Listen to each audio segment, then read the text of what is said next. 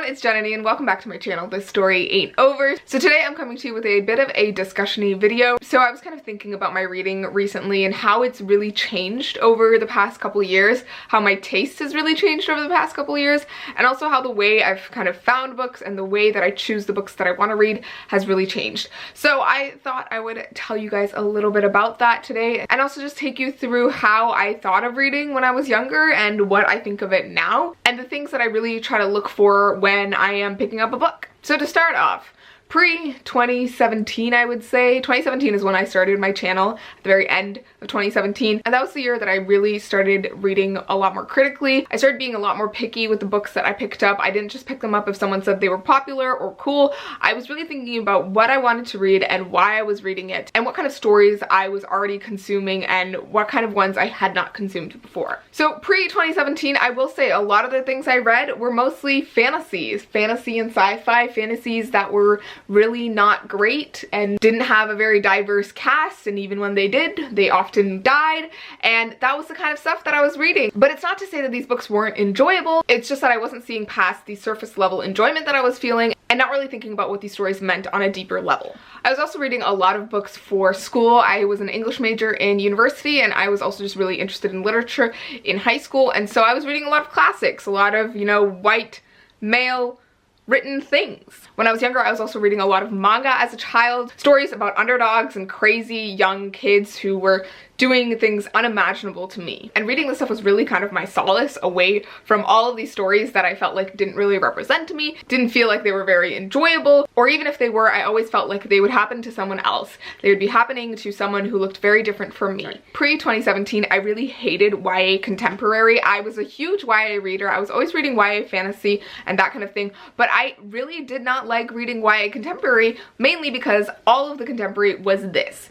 It was white characters falling for other white characters in their white families. They were always heterosexual, and these were the only stories that were popular, that were exciting to everyone, that were legitimized by the public. And it's not to say that these stories were bad or not good. I absolutely love both of these, but there wasn't a variety that I really enjoyed, and so there was sometimes these unicorns that I enjoyed, but overall as a genre I didn't really like YA contemporary. But then of course I started seeing people who looked like me. So I got When Dimple Met Rishi by Sandhya Menon, I got The Love and Lies of Rukhsana Ali, and then I started seeing and reading more books about people who didn't necessarily look like me, but who had a lot of experiences like mine, or who looked like the friends that I was really close with in real life, who were going through intense struggles and problems that were very specific to them and their cultures, but still seemed completely universal. And I started reading more books with more social themes, more political issues, and books with characters who had different mental states than my own. It was just really gratifying to see YA contemporary kind of explode into a genre where I could see so many different individuals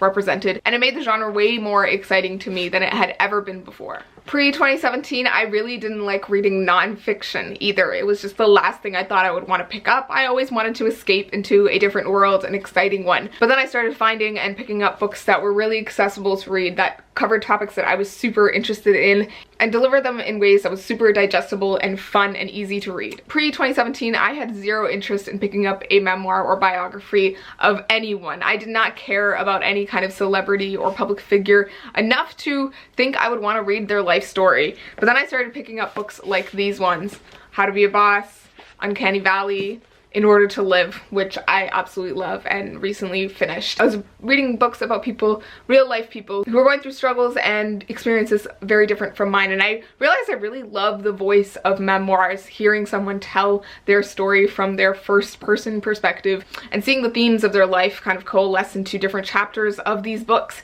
It was just so interesting to see that come together. Pre-2017, actually pre-2018 really, I never thought I would pick up an audiobook. I thought that I hated audiobooks, that I would be annoyed by the voices, that they would be not useful and not productive in any way. I never thought of them as anything more than someone just reading a book for you. And then I listened to the Thunderhead audiobook and fell in love with the storytelling voice and felt that the narrator really captured the voice of an AI character that was just so amorphous to me. And after that, I picked up the production that is the Illuminae files and heard all the sound effects that really brought the story alive and made it into its own kind of adaptation. There's the book, and if there is ever a movie eventually there will be a movie, but there will also be this audiobook adaptation, which has its own value to it. Pre-2017, as I said before, I only really read kind of shonen, action-y mangas, and I also read a lot of shoujo, kind of cutesy, romancy mangas. But post-2017, I started finding other manga that I really enjoyed, like Orange, with a cast of characters who are trying to save their friend, A Silent Voice with a character with a hearing disability, and My Brother's Husband, a beautiful, wonderful family story about a man who was visited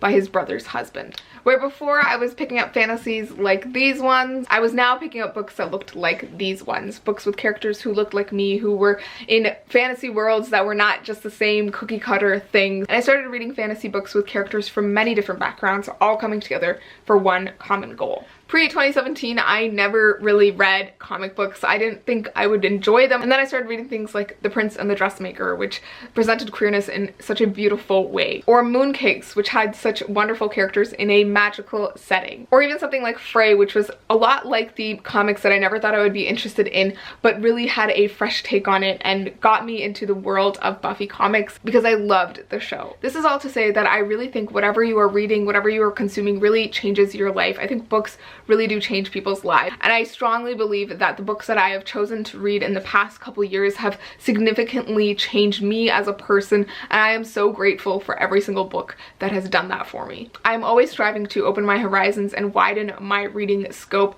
so I would love it if you guys would leave me your recommendations of books that you think I might enjoy, even though I haven't really talked about something like that before, or if there was a book that I held up during this video that you think, oh, I think she might like something else just like that, then please leave me that recommendation down below. Thank you so much for watching. I really kind of enjoyed walking down memory lane and kind of giving myself a before and after of my reading, and I would love to hear from you guys how you think your reading has changed. I always love hearing what you guys have to say. So once again, thank you so much for watching, and I will see you in my next video, and please remember that this story ain't over.